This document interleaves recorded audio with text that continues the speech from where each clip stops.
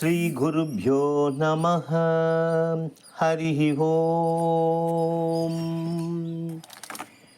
கைவல்ய நவநீதம் ஸ்ரீ தாண்டவராய சுவாமிகள் அருளிய அத்வைத நூல். அதில் தத்துவ விளக்க படலத்தில் 44வது செய்யுளையும் அதனுடைய பொழிப்புரையும் அதனுடைய விளக்க உரையும் நாம் காணவிருக்கின்றோம். முதலில் இறைவணக்கம். பொன்னிலம் மாதராசை பொருந்தினர் பொருந்தாருள்ளம் தன்னில் அந்தரத்தில் ஜீவசாட்சி மாத்திரமாய் நிற்கும் எந்நிலங்களிலும் மிக்க 7 நிலம் அவற்றின் மேலாம் நன்னிலம் அருவும் ஏக நாயகன் பதங்கள் போற்றி. இப்போது செய்யுளை பார்ப்போம். ஆதாரம் மறைந்து போனால் ஆரோபம் எங்கே தோன்றும்? ஆதாரம் மறையாதாகில் ஆரோபம் இலையே என்றால் ஆதாரம் சமம் விசேடமாம் என 2 கூறாம். ஆதாரம் சமமாம் எங்கும் ஆரோபம் விசேடமாமே. இந்த ஜெகத்தானது, பூமியானது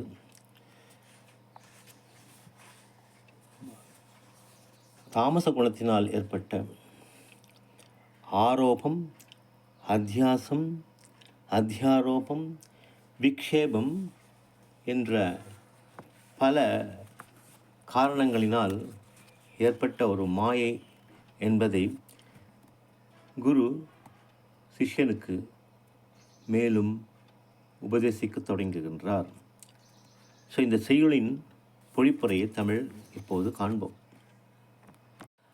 ஆணவம் மறைந்து போனால் பிறப்பை தரும் ஆரோப்பம் எங்கே தோன்றும்? ஆன்மா இல்லாமல் இவ்வுடம்பு உருவாக முடியுமா? உன்னில் ஆதாரமாய் நின்ற அறிவு என்பது மறையாமல் தீர்க்கமாய் இருந்தால் இல்லாததை இருப்பதாய் காட்டும் ஆரோப்பம் தோன்றாதே. அந்த அறிவை ஆதாரமாக பற்றி கொண்டால் அறியாமை கொடுத்த ஆவரண சக்தியும் அகன்று போய்விடும். அந்த ஆதாரமான அறிவு தெளிவுடைய சமம் விசேடம் என 2 பிரிவாக கூறுவார்கள்.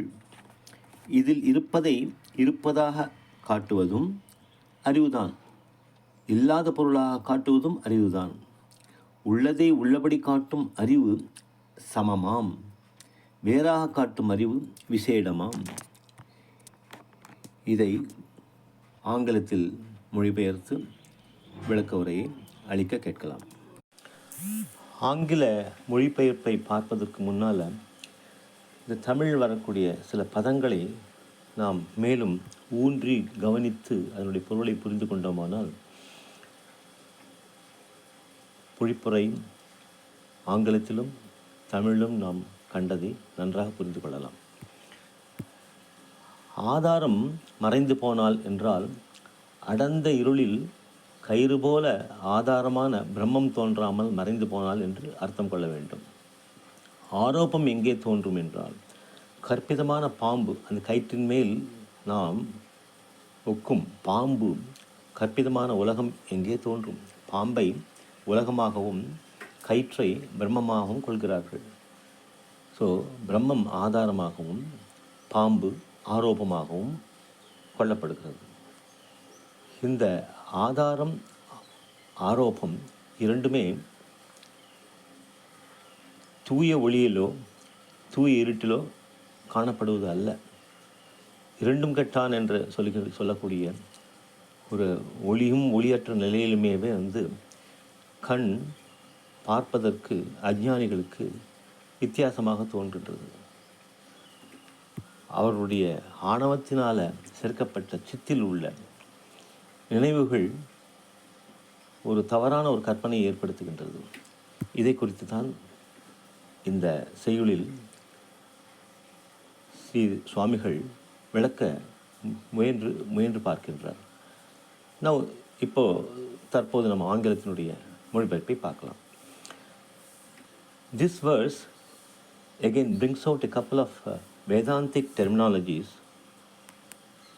that is Adharam and Adeyam. Adharam is a substratum and Adeyam is the one that encloses the original. In case the Adeyam that encloses the Adharam, the Adharam is to be understood as Adhisthana, the base on which the Kalpana, imaginative Vastu, is superimposed. The one that is superimposing is Adeyam. This is the act of Vikshepam, the superimposing contextual obscurity. Adeyam is not the consequence of either bright light or pitch darkness. Adeyam or Vikshepam is the result of Mithya, the Maya, that is akin to a semi-dark condition. This twilight condition, that is to be understood as neither a total brightness nor a total darkness. We call Mithya as neither Sat nor Asat, that is neither existence nor a non-existent. Then what is Mithya? It is the most difficult question that can hardly be explained, and that again can never be brought under the ambit of definitive explanation. Therefore, Vedanta takes the help of certain analogies, like the rope and the snake, the gold ornaments and the gold, the mud and the pot. This Aropam, Adeyam, Vikshepam are all the basis to make one understand the Maya Tattva. Adharam and Adeyam needs an unclassified contextual condition that even a Buddhiman is perplexed to use his faculty of proper and accurate judgment. The intellect in the Jiva is deluded, he is deceived. Now, the disciple stands puzzled in getting a proper understanding about Aropam and Adeyam. Aropam is the result of one's tamasic guna, the ignorance. Of course, contextual even to a jnani who is led to get derailed at times. But one must know that the culprit would be only the Vikshepam or the Adeyam, the Vastu that is used to superimpose and cover the original from one side, obscuring it fully. There is an element of anxiety and awesomeness in the mind that deposes one's rational faculty. The balanced mind goes out of balance in the absence of an understanding of the substratum lying underneath all these factors. The absence of Adharam would result in the ab initio absence of an Adeyam or Vikshepam. It can happen only during the absence of semi-darkness or the lack of brilliant light. Contrarily, these two take a deep root under their favorable conditions, that is semi-darkness, referable to the ignorance of the jiva. So as to say, the Aropam and Adeyam springs up to the surface under conditions of lack of clear and lucid understanding or a vision. Absence of a semi-darkness, I underline it, absence of a semi-darkness is akin to an enlightened jiva who is a jnani. He clinches the brilliance of knowledge about Brahman, Ishwaran and Atman, and there arises no possibility of being misguided as a snake in the rope in the semi-darkness is always alert. His chit does not bring to surface a snake at that point of time. He sees the rope as a rope only. Vedanta takes the snake-rope analogy, and no other analogy would make one home with what the Vedanta tries to speak and make one understand. about the concept of Aropam, Adeyam, and the resultant Maya. Avarana Sakti loses its potency in getting surfaces under an enlightened conditions of Jiva. Avaranam therefore brings out a lucid meaning that it is the result of Maya and Upadhi of Jiva, that is ignorance and Ajnana, that contextually takes an offing under these confused and deluding conditions. Here, this semi-darkness. Guru now further proceeds with classifying this Adharam into two, Samam and Visedam. Samam and Visesham, we can call it. He gives a rush on an introduction to what is Samam and what is Visesham. Samam is to be understood as Samanya Adharam and the other as Visesha Adharam. Knowledge of identifying an object as an object and also as a non-object is again to be known as knowledge only, and knowledge again only. Showing the presence and absence of a vastu is as well a knowledge only. Samanya Adharam is the one that portrays the one it is in its true form, ever and always. Visesha Adharam is the one that portrays the one unreal as real for that moment till the attainment of wisdom or jnana. Here, till the bright light comes up, the mistaken notion that is upon the rope as a snake exists. The moment the brilliance of the light improves, he comes to know that it is not a snake, it is only a rope.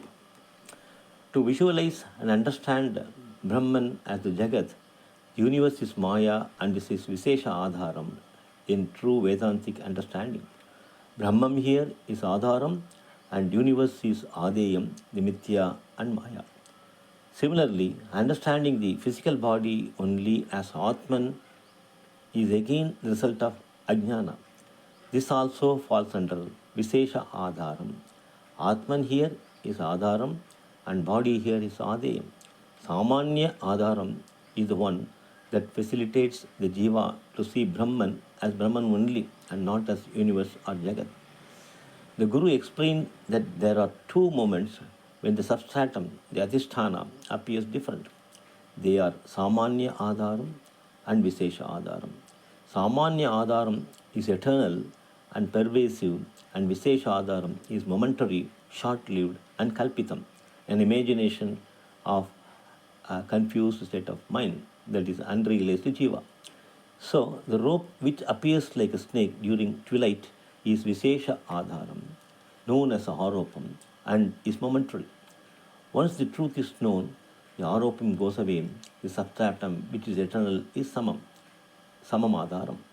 The rope which appears as rope is Adharam, and the rope becomes Adhishtanam to snake when the snake is projected. The analogy of rope and snake highlights the moment of semi-darkness where there is obstruction of substratum and projection of the snake.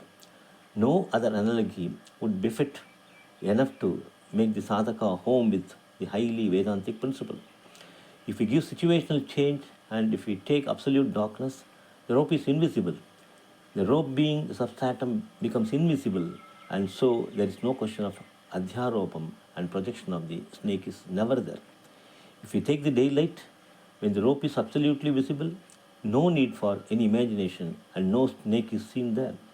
Adharam, in both these cases, of absolute darkness and daylight, the substratum is either totally invisible or totally visible, which gives no change to the projection of the snake.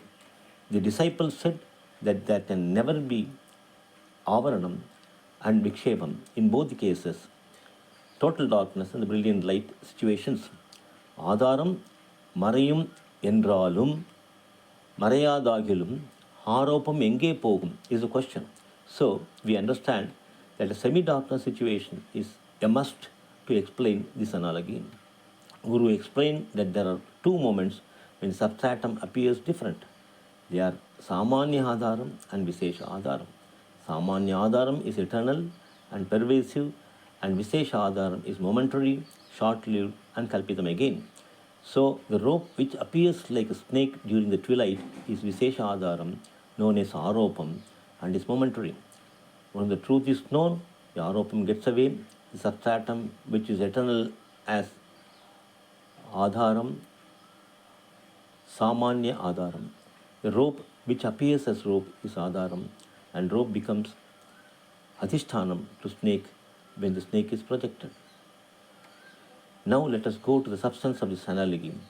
If the intellect is sharp and concentrated towards the inner Atma, the Aropam will not enter into the mind. The illuminated mind of a wise person never obscures the Brahman, sees a rope as a rope only with his illuminated mind, Jnana, which can never be projecting a snake upon a rope because of his intellect is like a daylight and not a twilight. He sees the truth as it is.